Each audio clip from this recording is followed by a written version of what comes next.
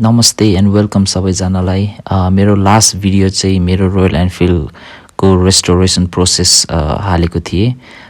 त्यो मैले royal Enfield restore गर्ने बित्तिकै हामी पोखरामा पोखरन इभेन्ट एटेन्ड गर्न गएको थिएँ, जसमा चाहिँ मैले बेस्ट एनफिल्ड अवार्ड मोडिफाइड क्याटेगोरीमा जितेँ।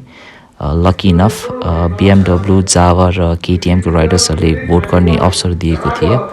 सो त्यो I am very thankful to those riders. तर मेरो बाइकहरू भन्दा नि अरू बाइकहरू कति राम्रो राम्रो डिजाइनमा बनाएको थियो, मोडिफाइड गरेको थियो, चपर स्टाइलकोहरू आएको थियो। एनिवेज जितेर I am very happy. So anyway यो पोखरन इभेन्ट सिद्धिने बित्तिकै हामी काठमाडौँ फर्केका थिए। सो काठमाडौँ फर्किने बेलामा चाहिँ मेरो पछाडिको रियर फेन्डरको एउटा बोल्ट निस्केर मेरो टायरको रिममा स्पोक्स रिममा लागेर त्यो फेन्डर नै टोटली ड्यामेज भएको थियो। सो काठमाडौँ आउने बित्तिकै मैले फेरि रियर फेन्डर बनाउनेतिर लागेँ। सो रियर फेन्डर बनाउँदै अब ट्याङ्की पनि चेन्ज गरौँ कि जस्तो लागेर ट्याङ्की पनि बनाउन थालेँ।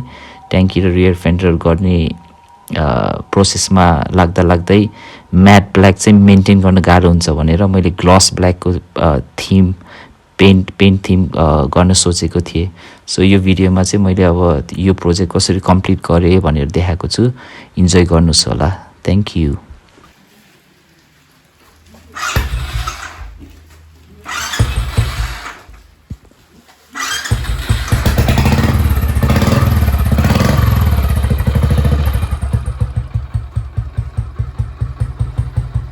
त्यो अब नयाँ ट्याङ्कको काम आउँदैछ।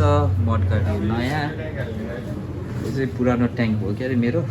यो चाहिँ युजलेस, यो पनि बेचिदिने अब। सो मडगार्ड र यो आउँदैछ अब यसमा।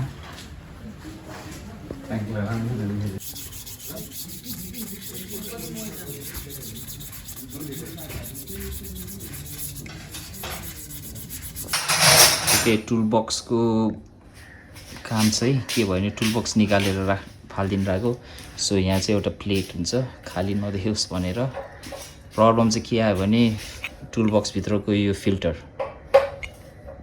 चाहिँ के गर्ने भएर अब यसलाई कोन फिल्टर हाल्न लागेको होइन। अब यसरी हाल्यो भने त हुन्छ, तर राम्रो देख्दैन। अब यसलाई यस्तो गर्दाखेरि चाहिँ सपोर्ट मिल्दैन यसलाई, यहाँ माथिबाट केही गरेर गर्नुपर्ने हुन्थ्यो।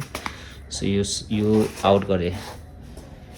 सल्युसन के हो भने अब यसको चाहिँ यो थियो पहिला काटेर राख्नु मिल्ने, तर यसको चाहिँ अब भित्र खाली नै हुन्छ, फिल्टर राख्नु नमिल्ने। सो यसलाई आउट, यो छ सल्युसन। यसको चाहिँ फिल्टर हुन्छ। सो यो बक्स जान्छ त्यहाँ, पेन्ट गरेर रेडी पारेछु।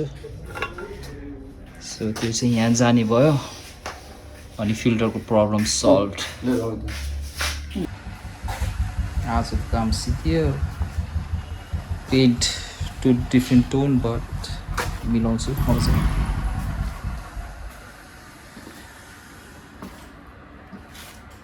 टन्नै काम छ अझै।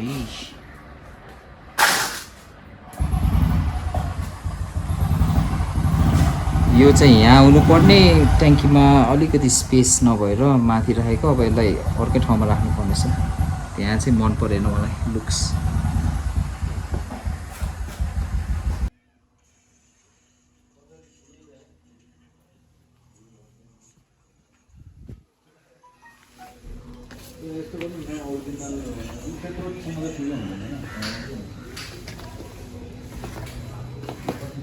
यसको काम भइरहेछ।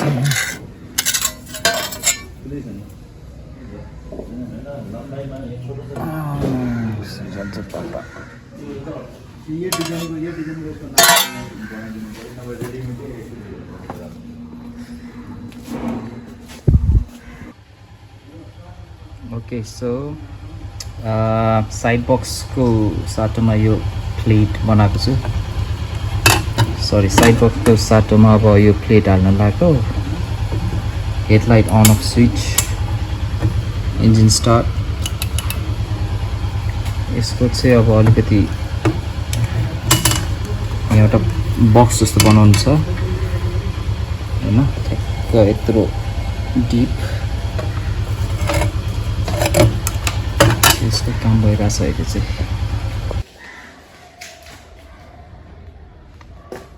बाइक राम्रो त भयो मलाई यो चाहिँ मन परेन फेरि इलेक्ट्रिकल प्रब्लम यसलाई माथिबाट ल्याएर यता गर्नुपर्छ यो मन परेन यसलाई भोलि बनाउनु पर्छ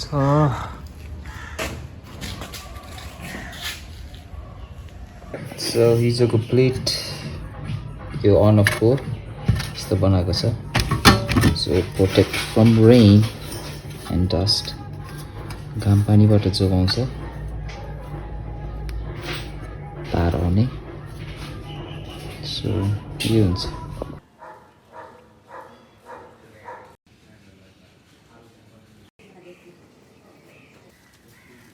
यो त्यो बिचको the new set of headlights smaller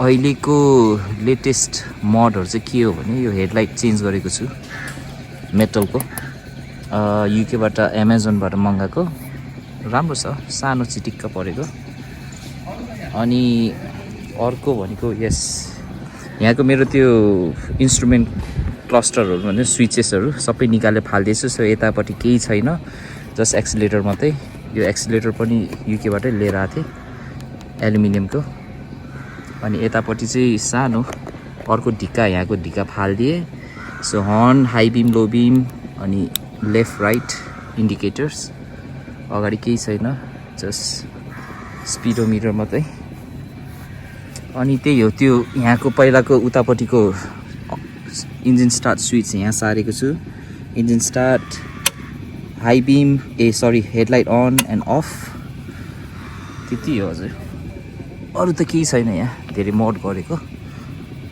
black blue लेखेको छ टाढाबाट देख्दैन राम्रोसित नजिकबाट देख्छ सो यति हो अहिलेको मोड